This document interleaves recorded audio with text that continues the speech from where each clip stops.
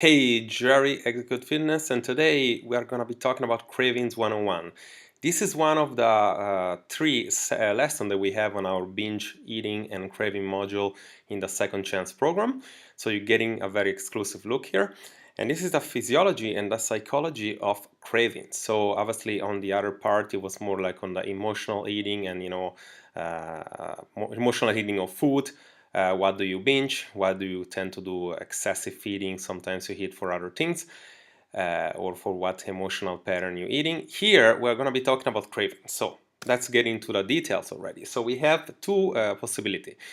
Physiological cravings, and which basically come from deficiency. So when we crave particular foods, usually is because we are deficient in particular mineral or vitamin or water. So basically here you can see a little bit of an idea of what food creates what deficiency of and what can you switch in order to fill those deficiencies. But let's get into the detail. I'm going to provide a little bit more detail here and also what solution you can do.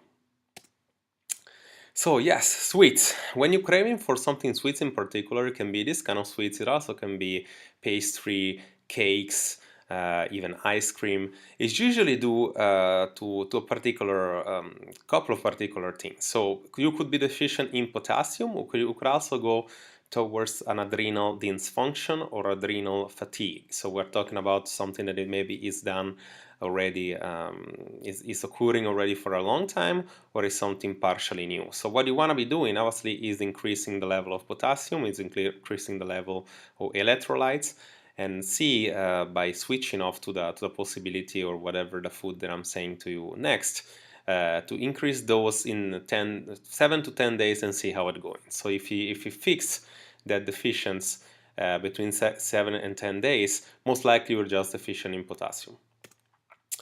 So yes, you can obviously eat bananas that's full of potassium. There is all these tubers, so it can be potato, sweet potato, all the family of the tubers, that which I have a lot of more potassium, obviously you can think of.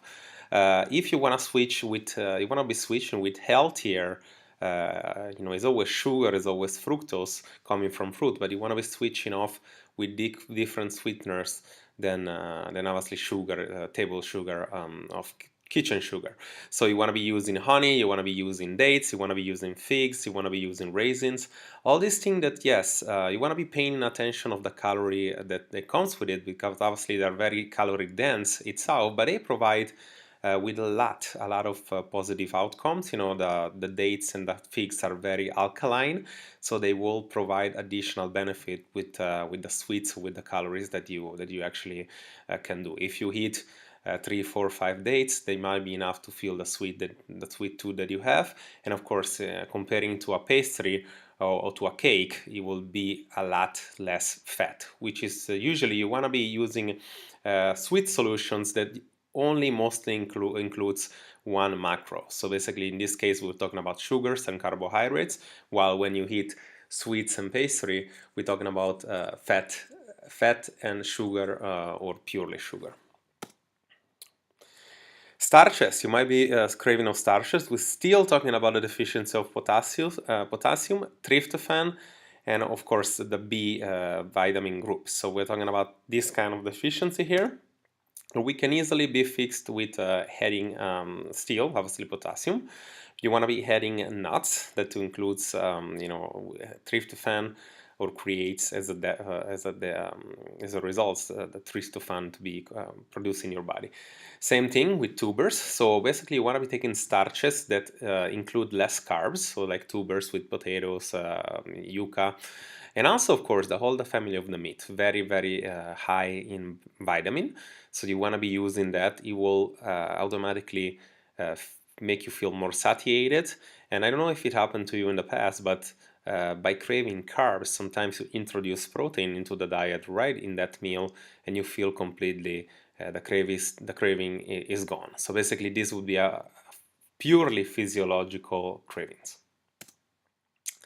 Salty food. We're talking about salty food, and here what we want to be taking into consideration is a few things. Number one, we really want to make the distinction if you're looking at the salty food and then you want to be eating it, or if you have a cravings, you wake up with a cravings of salty food. That means that you actually crave salt. And obviously, again, adrenal fatigue is there, some potassium as well.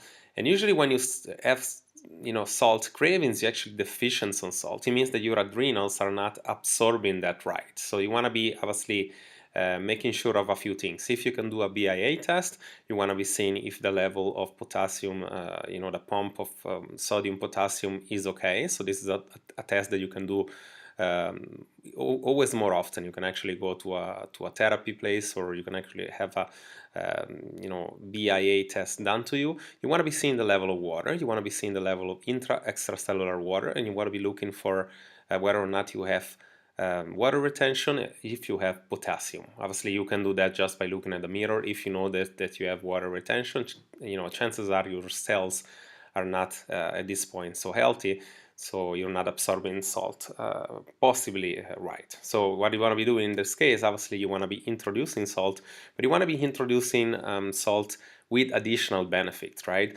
So you don't just want to throw salts around, you just want to eat foods that first of all is going to be giving you protein with salt. Obviously it can be bresaola, it can be turkey, it can be cheeses, it can be bananas for the potassium, it can be electrolytes itself. So you want to really be giving yourself additional way to keep the salt, not only to put the salt on things, but if as you get, for example, food, salted food, you also want to be eating some carbs and drinking some water, because you want to be making sure that you hold on the salt and you hold on the water in a way that you can possibly make the cell to work better and to have a healthy cellular mass. Fried food, you can obviously have a cravings of fried food. Yeah, we're still talking about adrenal here. We're talking about salt missing. And basically, we're talking about also bile and liver. Basically, the liver is not absorbing well. It's not absorbing well the food. So what we want to be doing here is basically doing a few things. Number one, and I don't want to take this wrong. I don't want you to take this wrong.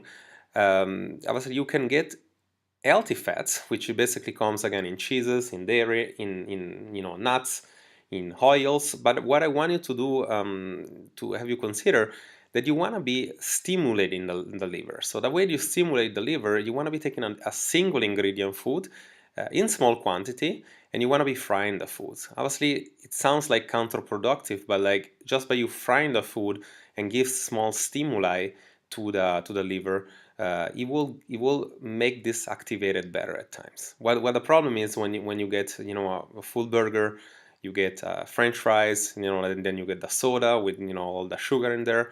Yeah, it gets stimulated, but it gets overstimulated. By you taking a single ingredient, which can be fish, and you deep fry the fish, or French fries, a small quantity, and you deep fried it, and you give that stimulus to the liver, to the bile, it will tend to process and absorb the food better, and you won't get into these much problems. And of course, the cravings, if it's physiological, it should go away. This is the big one, of course. We're talking about always here, chocolate. And as you see, adrenal and cortisol are always impacted almost all the time. So obviously, we're talking about adrenal malfunction one more time, magnesium. And of course, if you fix those, if you have proper adrenal function, if you have a magnesium efficiency, and it's not a deficiency, you have enough magnesium in the diet, you will produce serotonin. And serotonin is actually that hormone, or that neurotransmitter that basically get produced once you eat sweets. When you eat sweets, when you eat your carbs, and it makes you sleep better. So that's why before sleeping, sometimes you need your chocolate. You feel like you're gonna rest better. And this is obviously something that very few things that you can do about. Meaning, like, you introduce magnesium. You want to hydrate yourself properly, and you want to make sure that, again, you don't have a proper or a overworking adrenal. How do you do that? Usually, if you have a history of doing tons of cardio, not eating a lot, and creating a deficit of 1,000 calories a day into your diet, and you do that for 6 months, you probably exhaust your adrenals. So obviously, it's something that you want to be taking into consideration. How to fix it? Very easy. Take your chocolate into other forms. I mean, take small little quantity, moderation. Take dark chocolate. I did post a few things in the group about which chocolate has less calories. So always look for the best hypocaloric chocolate possible. You want to be taking your chocolate as around maybe a protein bar. So obviously, at least you always want to have a respect for a calorie, but you want to be treating yourself with the taste that you need. You want to get as close as possible to the taster of the actual chocolate. So you want to be maybe introducing some chocolate into the bar, but also you want to be introducing obviously all the rest of the nutrients, carbs, healthy fat, and protein. Yes, nuts are big. You know how the whole family of the dried fruit here will take care of the cravings of the chocolate for the most part. Coconut is big on that. Buffer foods, yeah, such as fruit. You want to be eating fruit that will have water in there, so you will tend to hydrate yourself, and possibly it will go away. Caffeine, you want to be reducing it slowly. This is there is no real. There's a few supplements out there, which I don't want to necessarily suggest because they're sometimes hard to find. Uh, Coffee and caffeine is very unique, meaning like your body you will start with a coffee and then it's 2 and 3 and 4 and 5, and after 3-4 weeks you will tend to obviously always get used to it. You want to always want it more. So what you need to be doing, you want to be cycling the coffee, meaning like 3-4 weeks, and then you reduce it, and then you maybe after another 2 months you introduce it again. And if you cannot do because you're actually so accustomed to do that, you want to be switching to tea or some small portion of dark chocolates. It will tend to obviously get you off caffeine. Reduce it slowly. Certain teas are better than others. You want to be researching it. I'm not gonna put so much time on researching that because obviously, coffee or not coffee, it's not gonna make so much of a difference of you obviously getting results. Meaning like as long as you hydrate yourself properly after drinking coffee, it's okay.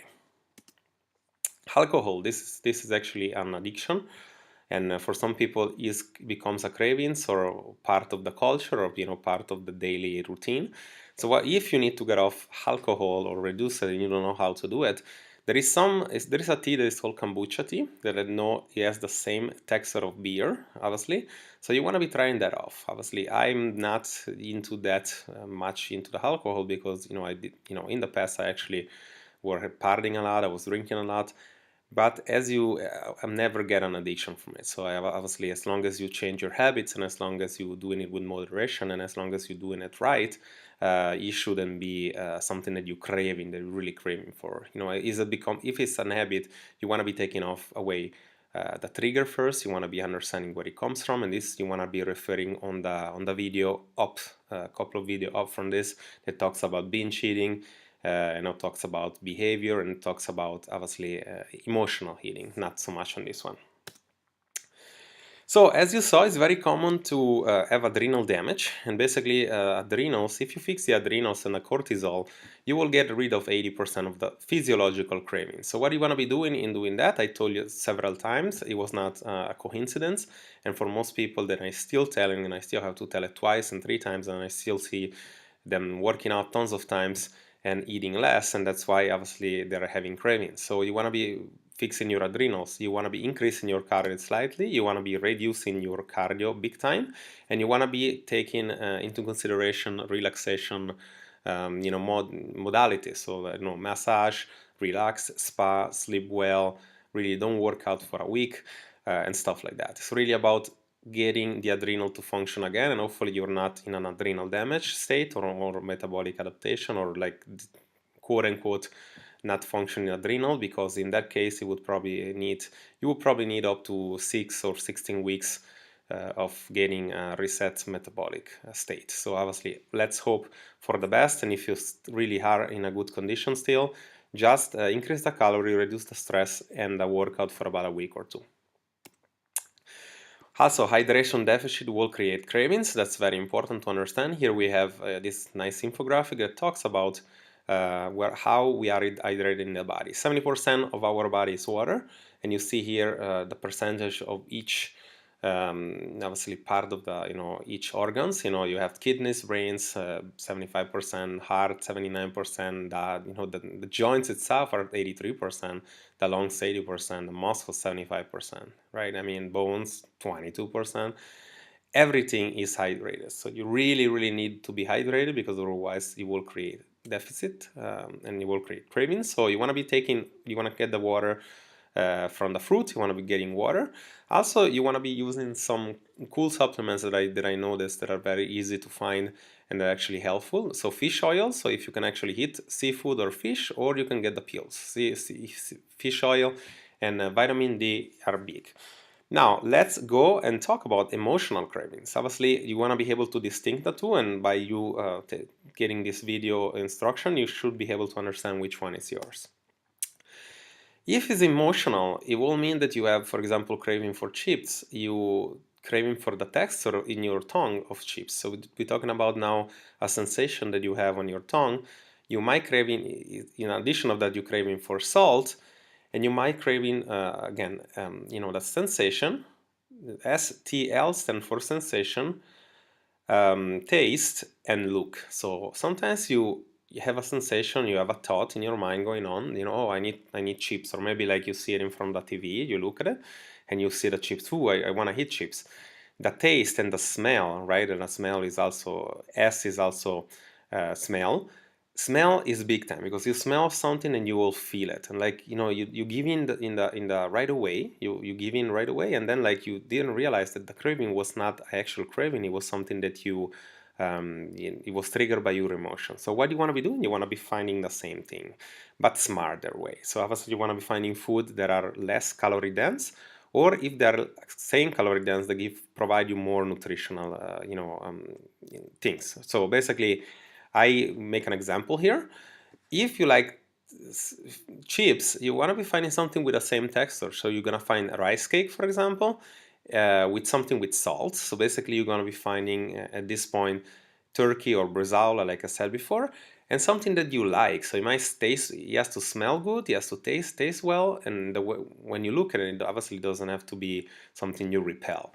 Yeah, I mean, turkey protein with with rice cake, for the most part, it will provide you 1/3 of the calorie you will get with obviously with the chips, and it will provide you more protein and less fat. So actually, this is a pretty good similar taste, similar look, kind of especially on the texture. I tried it for myself, similar texture of chips, and as soon as I ate that, I felt like much better, and I didn't feel any more cravings. You can also go for better choices, such as popcorn, salted popcorn. We got a lot less we got a lot less fat in there.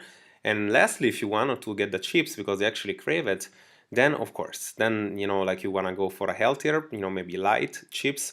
Or if you really want to go for the chips and you feel like you cannot do anything and give in, at least don't feel guilty about it, because most of the time people eat and they feel guilty, and that creates a really bad relationship going on with food. Yeah, again here, that's what I was actually talking about. The emotional, you need to reflect, you need to count till 10, you need to write it down, and if you still cannot give in, give out of your cravings, you want to give in of it, and you want to be doing a couple of things. Number one, not feel guilty about it, and check if it's in your calorie count of the week.